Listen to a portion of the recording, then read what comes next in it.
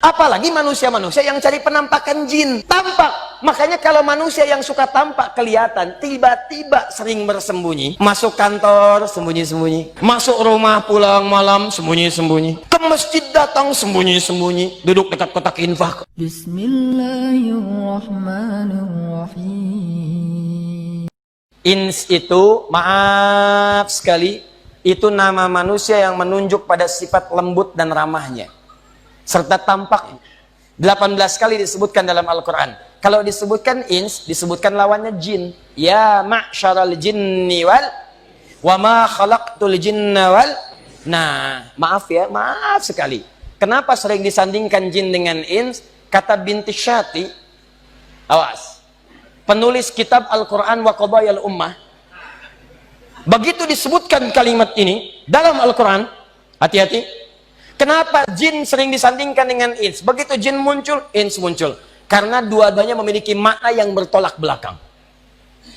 Jadi kalau ada jin punya makna 3, maka ins punya 3 makna. Contoh, jin makna pertamanya hal yang tersembunyi.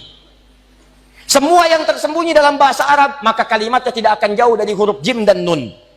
Misal, dalam tubuh seorang perempuan ada rahim, di dalamnya ada janin. Jim dengan nun. Kenapa disebut janin? Karena jin ini, janin tersembunyi dalam perut seorang perempuan, tidak nampak ke permukaan. Apa ada ibu yang mengandung kemudian kandungannya transparan kelihatan dari luar? Ibu itu kayaknya perempuan ya, tahu dari mana? Tuh nampak rambutnya. Janin.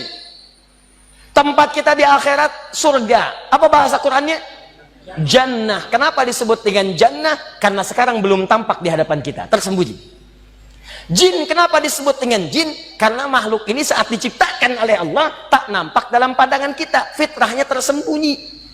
Ingat nih, awas jangan salah, jin itu fitrahnya tersembunyi. Jadi kalau ada jin melakukan penampakan, itu jin sedang punya masalah. Serius nih. Apalagi manusia-manusia yang cari penampakan jin, itu kurang sehat. Makanya ketika Allah menciptakan kita disebut ins, sesuatu yang tampak. Silakan cek, jin lahiran gak pernah kelihatan bayinya. Manusia lahiran tampak bayinya. Tidak pernah ada perempuan lahiran suaranya kedengaran, sosoknya nggak ada. Mana bayinya? Saya juga nggak tahu.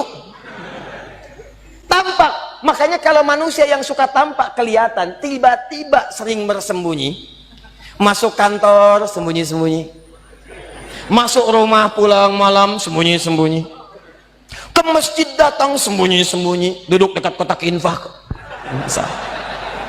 Maka ini menunjukkan manusia itu sama dengan bukan.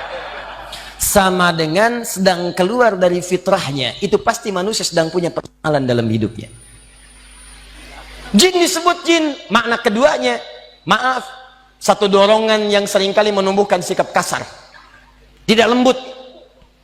Makanya silakan Anda cek, jin tuh kalaupun melakukan penampakan, maka nggak ada yang lembut.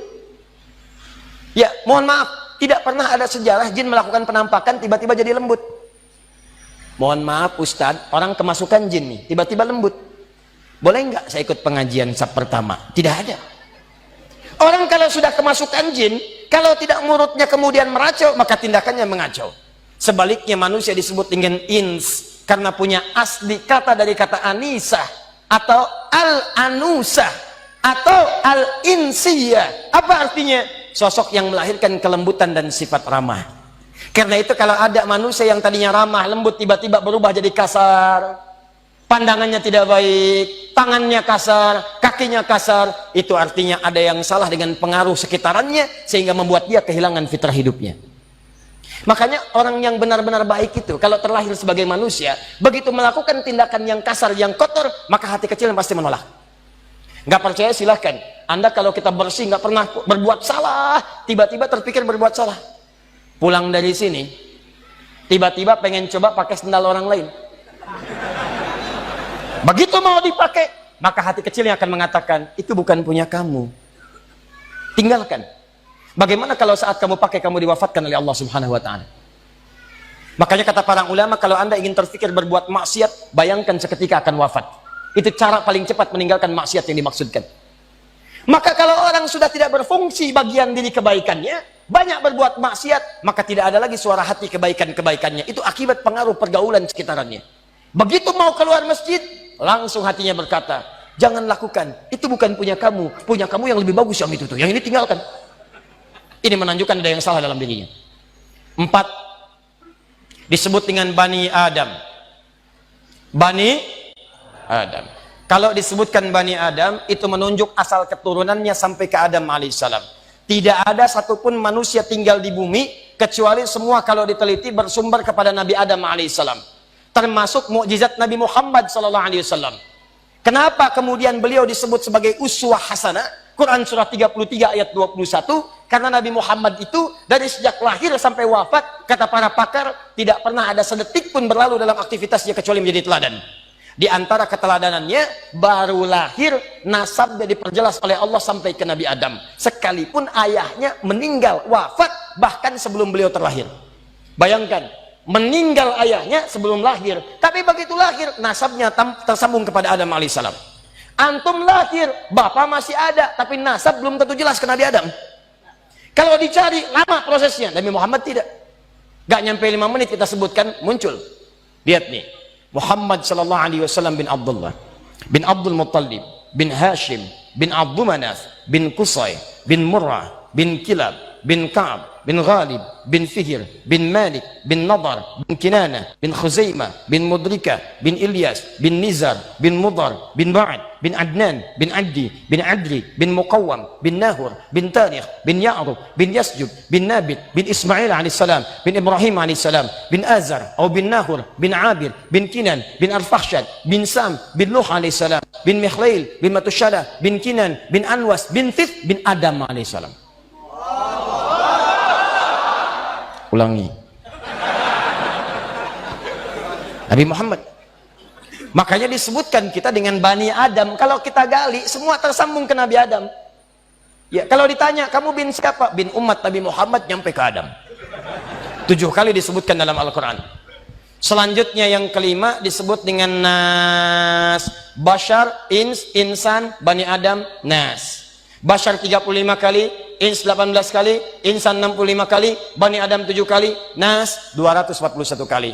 Tidak disebutkan untuk Nas kecuali menunjuk semua manusia tanpa kecuali. Besar, kecil, tua, muda, laki-laki, perempuan, kaya, cukup, semua An-Nas. Dan disebutkan satu surah dengan namanya surah 114, surah paling favorit bagi setiap muslim yang pernah tinggal di bumi.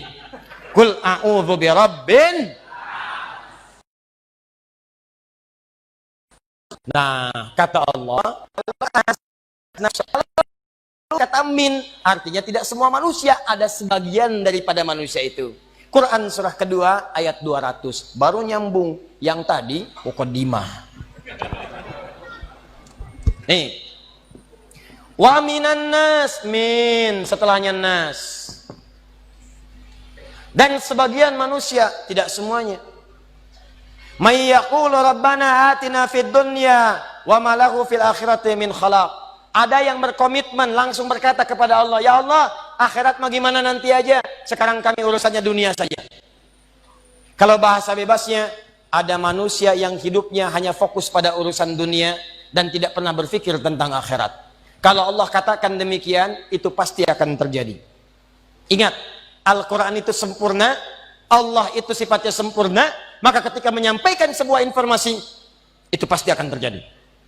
Kata Allah, ada orang-orang yang peta hidupnya itu hanya dunia saja. Yang penting dunia kaya, yang penting dunia bahagia, yang penting dunia nikmat. Akhirat masih jauh, gak usah dipikirin. Ini golongan pertama.